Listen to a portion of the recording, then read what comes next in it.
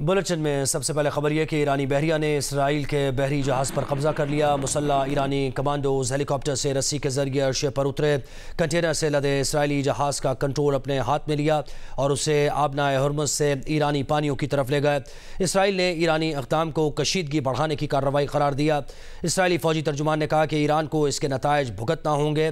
ایران نے یہ کارروائی مبینہ طور پر دمشق میں ایرانی سفارت خانے پر اسرائیلی حملے میں پاسداران انقلاب کے 2 کمانڈرز اور 7 سفارتکاروں کی شہادت کے رد عمل میں کی ہے۔ اسرائیلی وزیر خارجہ نے کہا کہ خامنائی حکومت بین الاقوامی قوانین کی خلاف ورزی کرتے ہوئے قزاقی کر رہی ہے۔ اسرائیل کا یورپی یونین اور آزاد دنیا سے ایرانی پاسداران انقلاب گارڈز کو دہشت گرد تنظیم قرار دینے اور ایران پر پابندیاں لگانے کا مطالبہ۔ بھارتی میڈیا کے مطابق جہاز پر 17 بھارتی، 2 پاکستانی، 4 فلپائنی، 1 روسی اور 1 اسٹونیا کا باشندہ سوار تھا۔ پرتگال میں رجسٹرڈ جہاز اسرائیلی ارب پتی ایال اوفر کی ملکیت ہے۔ ایرانی بحریہ نے جہاز پر اس وقت قبضہ کیا جب وہ متحدہ عرب امارات سے 80 کلومیٹر دور آبنائے ہرمز میں سفر کر رہا تھا۔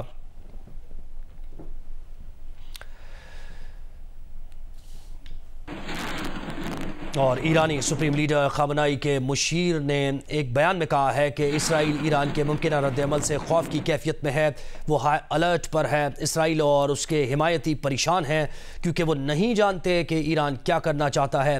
نفسیاتی اور سیاسی جنگ ان کے لیے اصل جنگ سے زیادہ خوفناک ہے۔ یہ لوگ ہر رات حملے کے انتظار میں گزار رہے ہیں۔ بہت سے لوگ اپنے گھروں کو چھوڑ کر شیلٹرز میں جا چکے ہیں۔ عرب میڈیا کے مطابق 1 اپریل کو اسرائیل نے ایرانی سفارت خانے پر حملہ کیا تھا۔ اسرائیلی حملے میں پاسداران انقلاب گارڈز کے 2 کمانڈر اور 7 سفارتکار شہید ہوئے تھے۔ IMF کی سربراہ کرسٹلینا جورجیوا کا کہنا ہے کہ IMF کے ساتھ پاکستان کی معیشت کچھ بہتر کارکردگی کا مظاہرہ کر رہی ہے، تاہم اب بھی بہت سے مسائل حل طلب ہیں۔ اٹلانٹک کونسل کے تھنک ٹینک سے خطاب میں MD IMF کا کہنا تھا کہ پاکستان IMF کے ساتھ پروگرام کامیابی سے پورا کر رہا ہے۔ زر مبادلہ ذخائر میں بھی اضافہ ہو رہا ہے۔ پاکستان اس راہ پر گامزن رہنے کے لیے پرعزم ہے۔ بلوچستان کے ضلع نوشکی میں 9 افراد کو بس سے اتار کر قتل کر دیا گیا۔ جہاں بحق افراد کا تعلق پنجاب کے مختلف علاقوں سے تھا۔ بعد میں ان کی میتیں کوئٹہ سے ان کے آبائی علاقوں کو روانہ کر دی گئیں۔ قتل کے اس دلخراش واقعے سے متعلق نمائندہ جیو نیوز راشد سعید کی رپورٹ۔ فائرنگ کا دلخراش واقعہ جمعہ کو رات گئے ضلع نوشکی میں قومی شاہراہ پر پیش آیا، جہاں نامعلوم مسلح افراد نے کوئٹہ سے سرحدی شہر تفتان جانے والی مسافر کوچ کو روکا اور وہ 9 افراد کو شناخت کے بعد اتار کر ساتھ لے گئے۔ بعد ازاں قریبی پہاڑی علاقے سے تمام 9 افراد کی گولیوں سے چھلنی لاشیں ملیں۔ جاں بحق افراد کا تعلق پنجاب کے علاقوں منڈی بہاؤالدین، گجرانوالہ اور وزیر آباد سے تھا۔ ابتدائی معلومات کے مطابق جاں بحق افراد کوچ میں سوار کوئٹہ سے ایران جانے کی غرض سے تفتان جا رہے تھے۔ ان میں بیشتر مزدور تھے۔ بعد میں ان کی لاشیں فائرنگ کی جگہ سے نوشکی اور وہاں سے کوئٹہ منتقل کر دی گئیں۔ ہم لوگ جا رہے تھے ایران، کوئٹہ سے ہم بس میں سوار ہوئے۔ بس میں تقریباً کوئی 70 آدمی تھے۔ تو یہ نوشکی کے پاس نقاب پوش بندے جو ہیں وہ گاڑی پہ آئے ہیں۔ ان نے 8 یا 9 بندوں کو نیچے اتارا ہے۔ بس والے کو کہا ہے کہ آپ کا گاڑی آگے لیجیے۔ ایک سائڈ پہ لے جایا گیا، پھر جا کے ان کو وہاں پہ ان کو گولیوں سے مارا ہے۔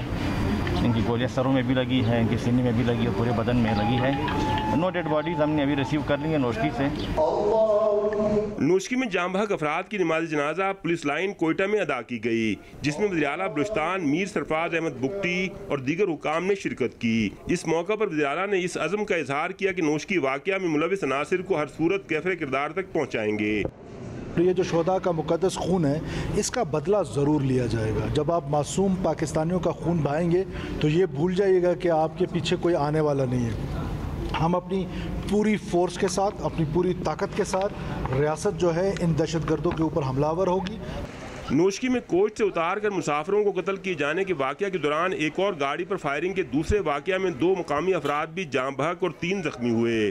بعد میں پنجاب سے تعلق رکھنے والے 9 افراد کی میتیں ان کے آبائی علاقوں کو روانہ کر دی گئیں۔ رپورٹر شہاب عمر اور کیمرہ مین احسن رسول کے ساتھ راشد سعید، جیو نیوز کوئٹہ۔ وزیر اعظم شہباز شریف تقریب سے خطاب کر رہے ہیں۔ حفظكم الله أصحاب المال الوزراء، أخ السفير السعودي نواف الملكي وأخ الكريم، ليس ضيوف، هو أخ يعني.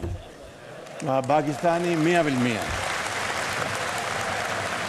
ليس ذوبا. وأصحاب الفضيلة العلماء، أصحاب السعادة، أيها الحفل الكريم، يطيب لنا جميعا حكومة وشعبا أن نرحب بكم من قلبي، فأهلا وسهلا ومرحبا أخي الكريم. إن باكستان من شرقها إلى غربها ومن شمالها إلى جنوبها تعتز وتفتخر بترحيب مشروع وضع الحجر الأساسي لمتحف السيرة النبوية في الإسلام آباد. شكرا جزيلا.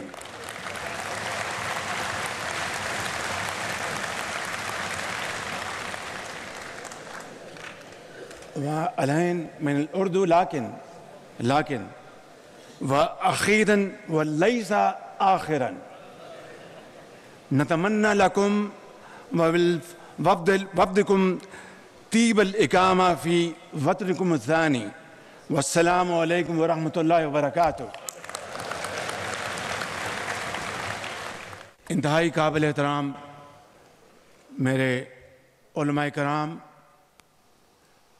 اساتذہ کرام و حفاظ کرام، وزراء، مہمانان گرامی، خواتین و حضرات، السلام علیکم. سب سے پہلے میں ان بچوں کو، حفاظ کرام، بہترین بچے نے تلاوت کی اور 5-6 ممالک میں اپنی شاندار قرأت کے ذریعے ان ملکوں کے عوام کے دلوں کو گرمایا اور بڑے بڑے انعامات حاصل کیے. میں سمجھتا ہوں کہ اس سے ان تمام بچوں کو، حفاظ کرام کو بہت تقویت ملے گی اپنی انتہائی شاندار تلاوت سے، بلکہ ترغیب اور پیغام دیا کہ اگر محنت کی جائے تو قرآن کریم کا یہ نور اللہ تعالیٰ یقیناً دلوں میں اتارتا ہے اور دلوں کو گرماتا ہے. آج میں آپ کو دل کی عطا گرائیوں سے، آپ کو اپنی طرف سے، حکومت پاکستان کی طرف سے اور پاکستان کے عوام کی طرف سے میں خوش آمدید کہتا ہوں. اور میری آپ سے یہ 2 سالوں میں دوسری ملاقات ہے اور یقین مانیے کہ آپ کی گفتگو سے مجھے ہمیشہ یہ لگا کہ آپ کی پاکستان کے لیے محبت، پاکستان کے عوام کے لیے محبت، دین اسلام کے لیے محبت، جن الفاظ میں آپ بیان کرتے ہیں، نہ صرف مجھ پر اس کا بہت دیر تک اثر رہتا ہے، مجھے یوں محسوس ہوتا ہے کہ آپ ہم سے بڑھ کے پاکستانی ہیں اور بڑھ کے پاکستان اور اسلام کے آپ شہدائی ہیں.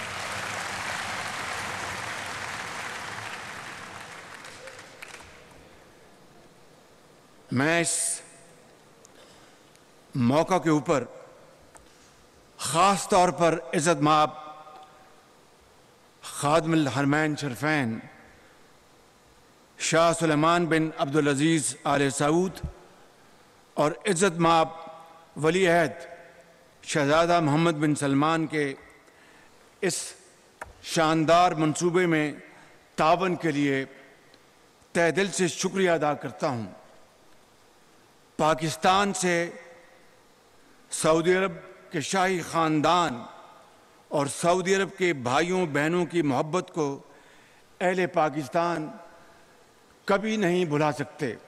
لابدہ فیصل مسجد سے سیرت میوزیم تک آپ کی محبتوں کے نشانات پاکستان بھر میں دیکھے جا سکتے ہیں. پاکستان اور اہل پاکستان کے لیے سعودی عرب کی قیادت اور عوام کی خصوصی توجہ اور برادرانہ جذبات ہمارے لیے بہت قیمتی سرمایہ ہیں۔ میں ابھی اللہ تعالیٰ نے مجھے اور میرے ساتھیوں کو عمرہ کے ادائیگی کا اللہ تعالیٰ نے اپنا بے پناہ فضل و کرم سے ہمیں موقع عطا فرمایا۔ مدینہ منورہ میں حاضری ہوئی اور مکہ مکرمہ میں طواف کے بعد اگلے دن ہماری خانہ کعبہ میں اللہ تعالیٰ کے بے پناہ فضل و کرم ہے، اس کا ہم شکر ادا کر سکیں تو ادا نہیں کر سکتے، الفاظ نہیں کہ خانہ کعبہ کے اندر وہاں پر نوافل ادا کرنے کی توفیق اللہ تعالیٰ نے عطا فرمائی۔ میں سمجھتا ہوں کہ وہاں پر میرے انتہائی پیارے اور محترم بھائی کراؤن پرنس محمد بن سلمان نے ہماری پورے وفد کی جو پذیرائی کی، میں سمجھتا ہوں کہ ان کو الفاظ میں بیان نہیں کیا جا سکتا۔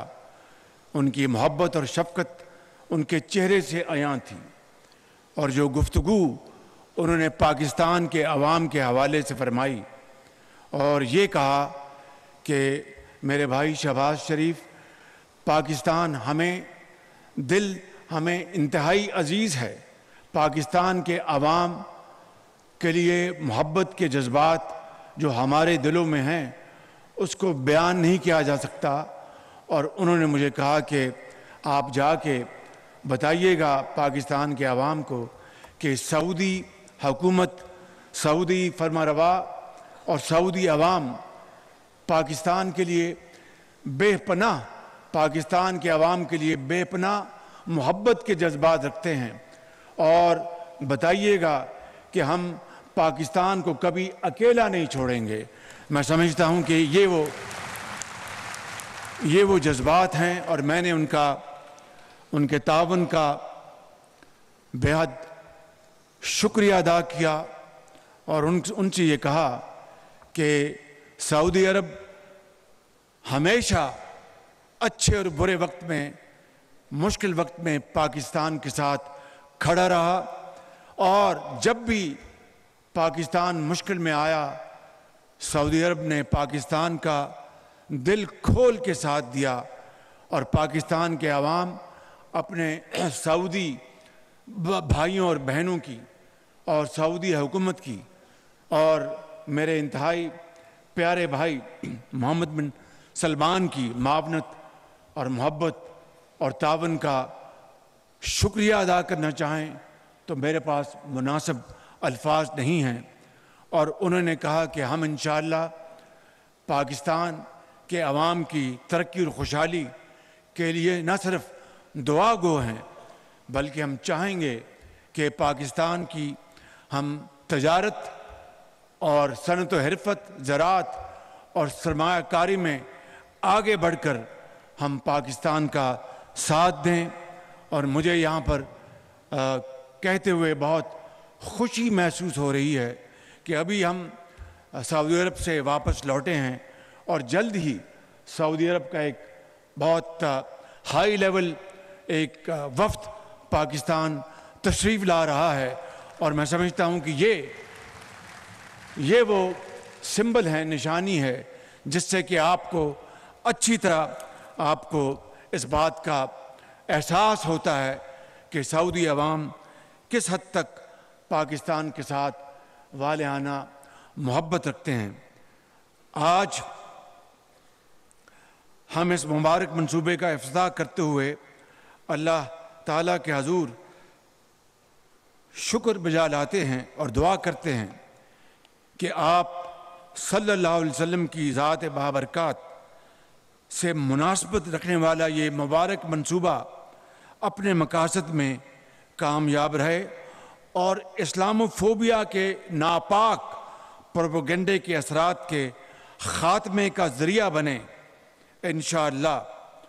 معزز خواتین و حضرات، نبی کریم صلی اللہ علیہ وسلم کی شخصیت اور تعلیمات کا فروغ ہر وقت اور ہر زمانے کی اولین ضرورت ہے، لیکن موجودہ عہد میں اس کی ضرورت کئی گنا بڑھ گئی ہے۔ اس کی وجہ یہ ہے کہ گزشتہ چند دہائیوں کے دوران میں ہوس ملک گیری اور وسائل پر قبضے کی جنگ کی وجہ سے ایک مذموم منصوبے کے تحت نظریاتی افراد و تفرید پیدا کر دی گئی ہے۔ یہی نظریاتی تصادم ہے جس کی وجہ سے نبی کریم صلی اللہ علیہ وسلم کی ذات کے بارے میں بعض بدبخت نامناسب طرز عمل اختیار کرتے ہیں اور اسلام اور مسلمانوں کے بارے میں گمراہ کن پروپیگنڈا کرتے ہیں۔ اسلام اور مسلمانوں کے خلاف اس مہم جوئی کے اثرات ہمارے معاشروں پر بھی مرتب ہوئے ہیں اور حضور اکرم صلی اللہ علیہ وسلم کی ذات اور اسلام سے محبت کرنے والوں میں اس کا رد عمل پیدا ہوا۔ ایسا رد عمل بعض اوقات مزاج اور رویے میں تلخی پیدا کر دیتا ہے۔ اس پس منظر میں سیرت میوزیم دو مختلف زاویوں سے نہایت اہم خدمت انجام دے سکتا ہے۔ اول یہ کہ اس سے استفادہ کرنے والے ہمارے ہم وطن اور دنیا بھر کے مسلمان نبی کریم صلی اللہ علیہ وسلم کے سیرت و کردار اور آپ کے رویوں اور رہن سہن کے آداب سے واقف ہو سکیں گے۔ یوں یہ میوزیم ہماری اور لوگوں کی تربیت کا باعث بنے گا اور ہم یہ جان سکیں گے کہ اپنوں اور غیروں سے ملنے جلنے، ان سے معاملہ کرنے اور اختلاف کے طور طریقے اور آداب کیا ہیں۔ دوسری طرف غیر مسلم بھی اس ذریعے سے جان سکیں گے کہ وہ جس عظیم ہستی کے بارے میں پروپیگنڈے اور تعصبات کا شکار ہیں، حقیقت میں وہ ہستی کیسی تھی اور ہم ان کے بارے میں کیا سوچتے ہیں اور رائے رکھتے تھے۔ اس پس منظر میں سیرت میوزیم کا قیام ایک عظیم منصوبہ ہے جو عالمی سطح پر غلط فہمیوں کے خاتمے کا ذریعہ بنے گا اور منفی پروپیگنڈے کا مثبت طریقے سے جواب مہیا کرے گا۔ اس مبارک اور مفید منصوبے کے لیے رابطہ عالم اسلامی اور اس کے سیکرٹری جنرل عزت مآب ڈاکٹر محمد بن عبد الکریم عیسیٰ نے جن شعبوں میں ہماری معاونت اور رہنمائی کی ہے، یعنی مساعدہ منی، اس کے لیے میں اپنی اور پوری پاکستانی قوم کی طرف سے ان کا شکریہ ادا کرتا ہوں۔ شکراً جزیلاً لکم۔ خواتین و حضرات، آپ جانتے ہیں کہ رابطہ عالم اسلامی مسلم دنیا کا عظیم اور اہم ادارہ ہے جس کے تحت زندگی کے مختلف شعبوں میں کام کرنے والے بہت سے ادارے کام کر رہے ہیں۔ ان میں سے ایک اہم ترین ادارہ انٹرنیشنل آرگنائزیشن آف ریلیف ہے۔ اس ادارے نے دنیا کے مختلف حصوں میں مسائل کی شکار دکھی انسانیت کے لیے کارہائے نمایاں انجام دیے ہیں، جس کے لیے میں آپ کو اور آپ کے ادارے کو خراج تحسین پیش کرتا ہوں۔ اسرائیل کی غیر انسانی جارحیت کا شکار فلسطین کے مظلوم ہمارے بھائی بہن تاریخ کے بدترین حالات سے دوچار ہیں۔ ان کے فراخدانہ مدد کا وقت کا اہم ترین تقاضا ہے۔ میں جانتا ہوں کہ آپ کا ادارہ اس سلسلے میں اپنا کردار ادا کر رہا ہے۔ اس سلسلے میں پاکستان ہر سطح پر تعاون کرنے کے لیے تیار ہے۔ اپنی گفتگو کے آخر میں میں اپنے بچوں حفاظ کرام کا ذکر کرنا چاہوں گا جنہوں نے قرآن کا نور اپنے سینے میں اتار کر ہمارے حصے کا بھی کام کیا ہے۔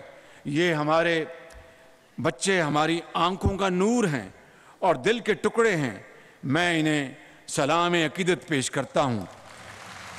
اس موقع پر میں اپنے بچوں کو ایک نصیحت بھی کرنا چاہتا ہوں کہ قرآن کریم کا نور اپنے سینے میں اتار لینے کے بعد اگلے مرحلے میں وہ قرآن کے پیغام کو سمجھنے کے لیے بھی وقت لگائیں تاکہ ہم سمجھ سکیں کہ اللہ تعالیٰ ہم سے کیا تقاضا کرتا ہے، چاہتا ہے. اس طرح ہم دنیا بھی سنوار سکیں گے اور آخرت بھی.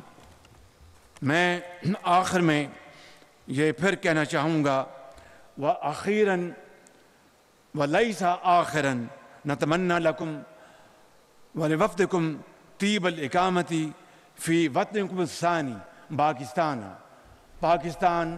سعودی دوستی زندہ باد.